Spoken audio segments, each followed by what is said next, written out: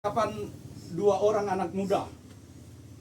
Percakapan dua orang anak muda. Kenapa saya katakan pahit? Karena percakapan dua orang anak muda ini adalah percakapan anak muda yang sudah yatim piatu. Sudah yatim piatu. Kira-kira begini perkataannya. Kasihani kami. Kami sudah tidak punya orang tua. Terus satunya lagi menjawab, bukan cuma tidak punya orang tua, kami juga ditinggalkan sama saudara kami. Dia memilih jalannya sendiri untuk menuju kerajaan surga yang menurutnya itu benar. Kira-kira seperti itu percakapannya. Bapak Ibu, mungkin percakapan ini hanya lelucon bagi sebagian orang.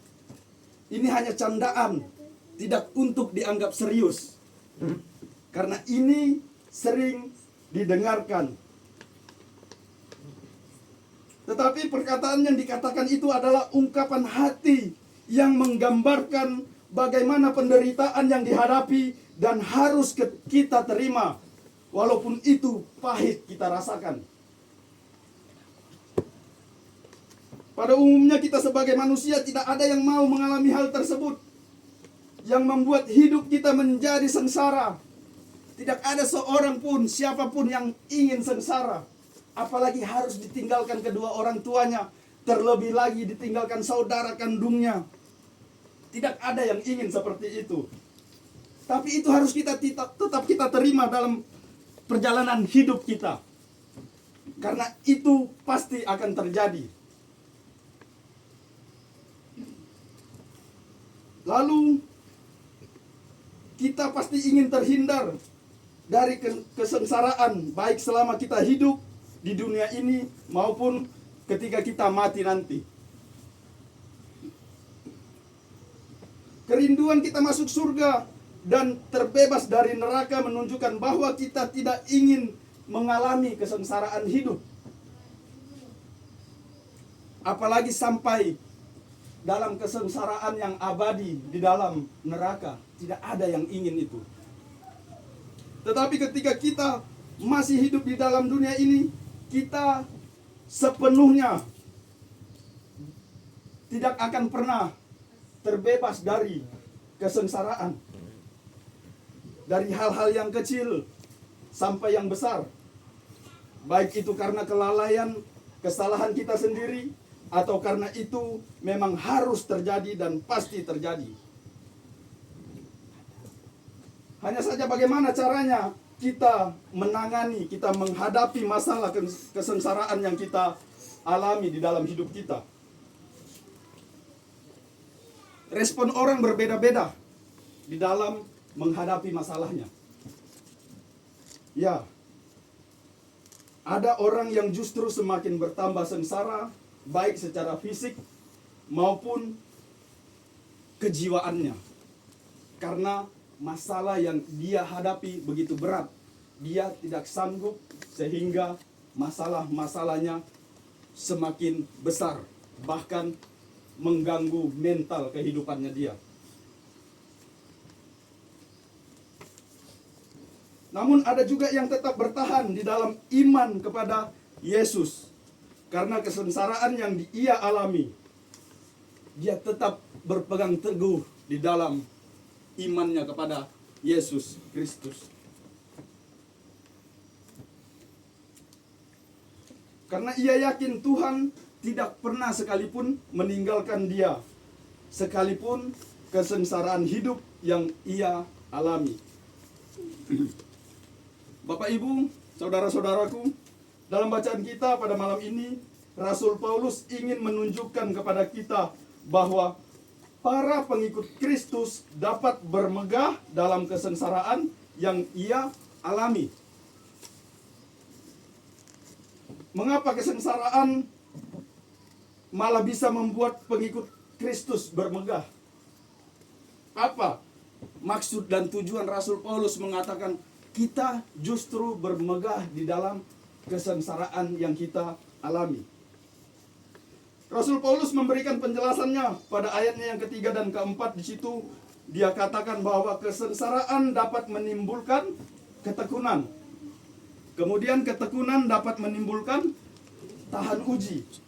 Tahan uji dapat menimbulkan pengharapan.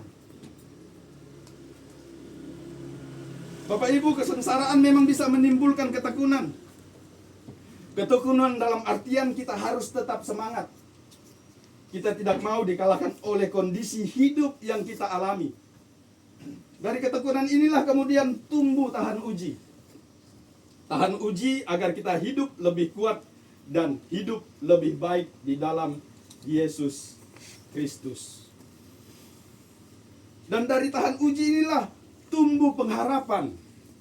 Nah, pengharapan inilah yang memampukan manusia melihat sisi lain dari kesengsaraan hidupnya.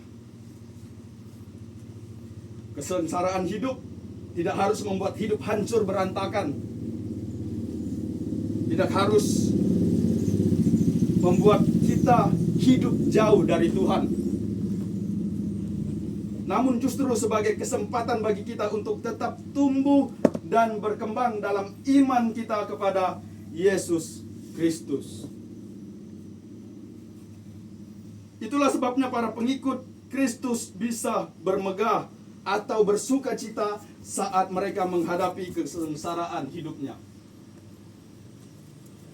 Bukan karena kita merasa kita mampu, kita kuat menghadapi itu sendiri. Kita merasa kita bisa tanpa Tuhan sehingga kita bisa melewati kesengsaraan hidup yang kita alami. Melainkan kita bisa melihat itu semua dengan kacamata iman, percaya kita kepada Yesus Kristus. Sehingga kesengsaraan hidup tidak harus membuat kita jauh dari Tuhan. Bapak Ibu, saudara-saudari, melalui iman percaya kita kepada Yesus Kristus, kita yang percaya dibenarkan dan mendapatkan damai sejahtera. Kita yang percaya dibenarkan dan mendapatkan damai sejahtera dengan Allah. Pembenaran ini membawa kedamaian dalam hubungan kita dengan Allah. Penderitaan yang kita alami tidak membuat kita putus asa, tetapi justru melalui penderitaan yang kita alami menumbuhkan ketekunan. Kita tekun di dalam hidup, menumbuhkan karakter dan pengharapan yang tidak akan mengecewakan.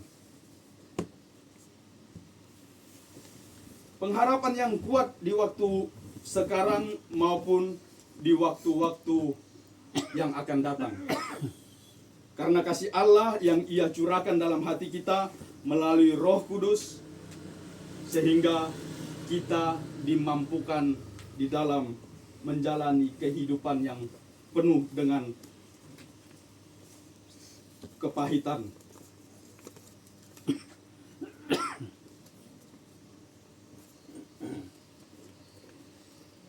Pengharapan yang penuh dengan keyakinan berakar pada iman. Iman kepada keselamatan oleh Allah Bapa di dalam Yesus Kristus. Dan melalui kasih yang dicurahkan ke dalam kita, melalui Roh Kudus yang dicurahkan ke dalam kita. Seperti yang tertulis di dalam kitab Ibrani pasal 11 ayat 1.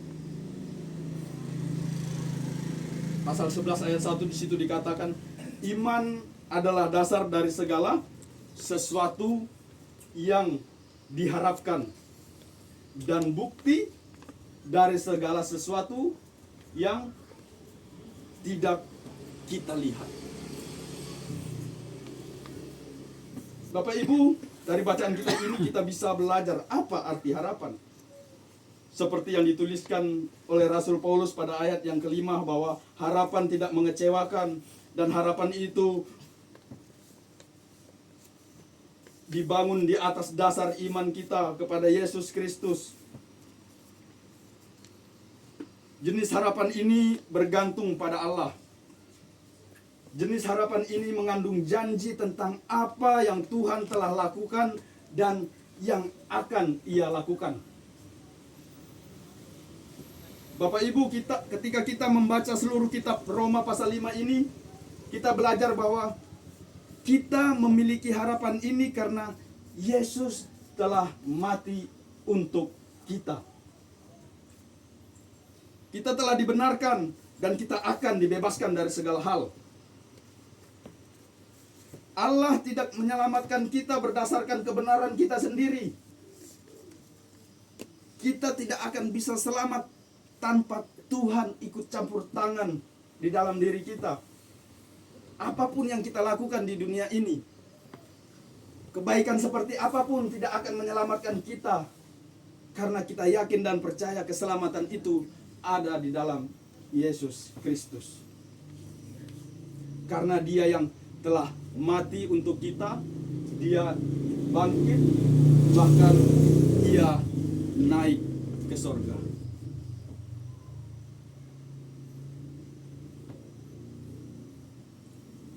Harapan ini menunjuk kepada kemuliaan seperti yang tertulis pada bacaan kita. Ayat yang kedua bagian B di situ dikatakan bahwa kita bermegah dalam pengharapan akan menerima kemuliaan Allah.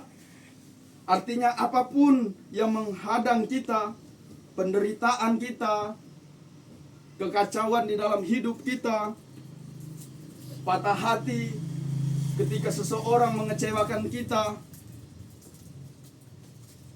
baik di dalam rumah tangga maupun masa-masa muda, ketika menjalani hubungan berpacaran sesama anak-anak muda, kita dikecewakan sehingga timbul rasa sakit hati, atau bahkan diperhadapkan dengan kehidupan yang pahit.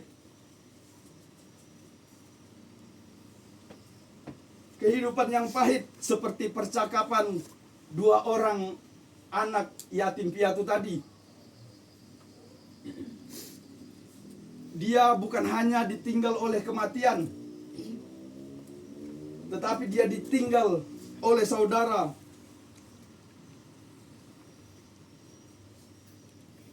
Kita tahu kesakitan-kesakitan seperti itu yang akan terjadi dalam hidup kita, tetapi kita yakin dengan kacamata iman percaya kita bahwa Tuhan tidak pernah meninggalkan kita. Dia yang selalu akan menguatkan hidup kita, sehingga kita jangan sampai hidup mencari jalan sendiri, hidup dalam penuh dengan kesusahan yang membuat kita sendiri menjadi hidup berantakan. Tetapi yakin dan percayalah bahwa harapan suatu saat kelak Tuhan akan memberikan yang terbaik di dalam kehidupan kita. Sehingga pengharapan-pengharapan yang kita memiliki efek pengudusan yang berharap bahwa kedatangan Kristus pasti dan akan segera terjadi. Sehingga itu yang menguatkan kita untuk tetap hidup berpegang di dalam iman percaya kita kepada Yesus. Dan kita yakin dan percaya bahwa suatu saat kelak Dia akan kembali dan kita akan melihat Dia, dan kita akan hidup sama seperti Dia, dan Dia akan menyucikan kita, dan kita hidup bersama-sama dengan Dia dalam kemuliaan, dalam rumah yang telah Dia sediakan untuk kita. Dia menyucikan kita karena Dialah yang suci, sehingga kita boleh hidup bersama-sama dengan Dia. Amin, firman Tuhan.